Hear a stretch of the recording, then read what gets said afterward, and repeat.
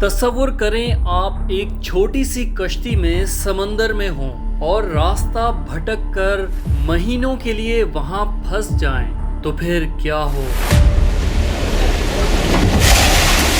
در حقیقت ان حالات میں زندگی کا امکان بہت کم ہوگا اور ہر گزرتے دن کے ساتھ موت یقینی ہوتی جائے گی۔ مگر کیا آپ کو معلوم ہے کہ دنیا میں ایک شخص ایسا بھی ہے جو وسیع و عریض سمندر میں 1، 2 یا 4 مہینے نہیں بلکہ پورے 13 مہینے اپنی چھوٹی سی کشتی میں بھٹکتا رہا اور بچنے میں کامیاب رہا؟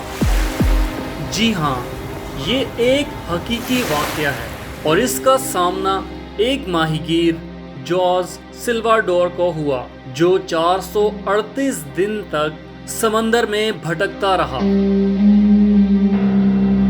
17 نومبر 2012 کو جارج سلواڈور اپنے ایک نوجوان ساتھی ایزوکوئل کورباڈو کے ساتھ مچھلیوں کے شکار کے لیے جنوبی میکسیکو کے ایک گاؤں سے بحر الکاہل کی جانب روانہ ہوا۔ یہ دونوں ماہی گیر سمندر میں 3 گھنٹے تک شکار کا منصوبہ بنا کر روانہ ہوئے تھے، مگر سفر کے آغاز پر ہی چند گھنٹوں بعد ہی طوفان کا سامنا ہوا جو 7 دن تک ان کی کشتی کو دھکیلتا رہا اور وہ اپنے راستے سے بھٹک گئے۔ جارج سلواڈور کی عمر اس وقت 35 سال تھی، جبکہ اس کا ناتجربہ کار ساتھی 22 سال کا تھا۔ دونوں کو طوفان کا علم پہلے سے تھا، مگر وہ اس سے بھی سخت موسم کا سامنا کر چکے تھے۔ جارج کے مطابق طوفان مسئلہ ہی نہیں تھا، در حقیقت مشکل یہ تھی کہ کشتی کے انجن نے جواب دے دیا تھا۔ سمندری لہریں بہت زیادہ بکھری ہوئی تھیں اور ایک موقع پر تو اس کا ساتھی پانی میں گر گیا تھا اور جارج نے اس کی جان سر کے بال کھینچ کر بچائی۔ کشتی کے انجن کے ساتھ ساتھ ان ماہی گیروں کو ریڈیو اور مچھلی پکڑنے کے آلات سے محرومی کا بھی سامنا ہوا تھا۔ کشتی پر کوئی کور نہیں تھا، بس ایک آئس باکس، ایک مچھلی رکھنے والا بڑا صندوق اور ایک بالٹی ان کے پاس تھی۔ جب طوفان تھم گیا تو جارج کو معلوم ہوا تھا کہ وہ میکسیکو سے بہت دور جا چکے ہیں۔ وہ اپنے سروں پر طیاروں کو پرواز کرتے دیکھ رہے تھے، مگر مدد کا سگنل دینے کا کوئی سامان موجود نہیں تھا، جس کی وجہ سے سمندر میں پھنسی یہ کشتی نادیدہ ہو گئی۔ شروع میں تو دونوں ماہی گیروں کو بھوک نے اتنا نہیں ستایا بلکہ پیاس نے زیادہ پریشان کیا ہوا تھا۔ 1 ماہ گزرنے کے بعد بارش کا کچھ پانی میسر آیا۔ اپنے آبائی ملک ایل سلواڈور میں جارج نے سیکھا تھا کہ مچھلیوں کو بغیر کانٹے کے صرف ہاتھوں سے کیسے پکڑا جا سکتا ہے۔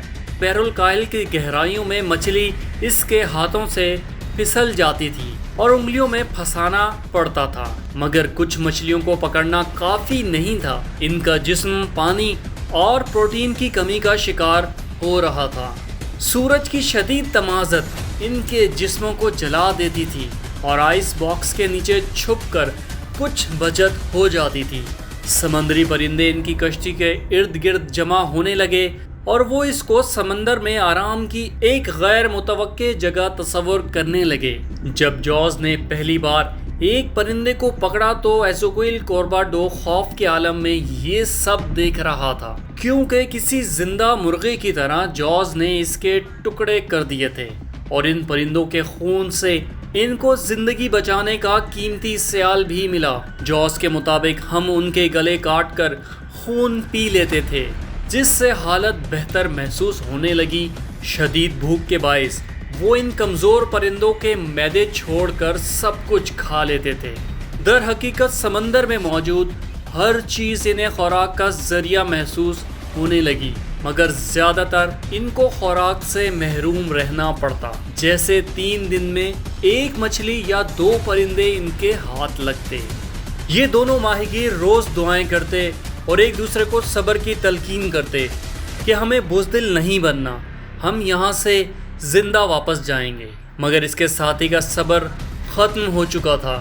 پھر ایک دن اس کا ساتھی ایزوکوئل زندگی کی بازی ہار گیا۔ اپنے دوست کی لاش سمندر کی نظر کرنے کے بعد کئی روز تک خودکشی کا سوچا، مگر اسے ڈر تھا کہ ایسا کرنے پر اسے جہنم میں جانا پڑے گا۔ متعدد مال بردار بحری جہاز اس کے پاس سے گزرے، مگر اسے علم نہیں تھا کہ یہ جہاز اصلی تھے یا اس کا خیال ہے۔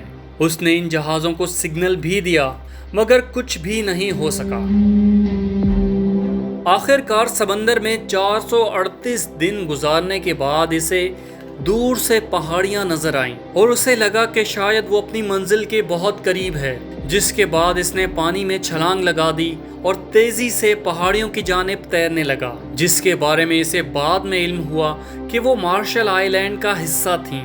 29 جنوری 2014 کو جارج ساحل کے قریب موجود بستی کے لوگوں میں پہنچا۔ اس بستی میں کوئی بھی اسپینش زبان نہیں جانتا تھا، تو جارج نے ہاتھوں کے اشاروں سے اپنی بات سمجھائی۔ جارج کو پانی دیا گیا، جس کو پی کر اس کی طبیعت خراب ہو گئی۔ ایسا ہونے پر رہائشیوں نے میئر کے دفتر سے رابطہ کیا اور اسے ایک بڑی شپنگ بوٹ میں بٹھا کر مارشل آئی لینڈ کے سب سے بڑے اسپتال پہنچایا۔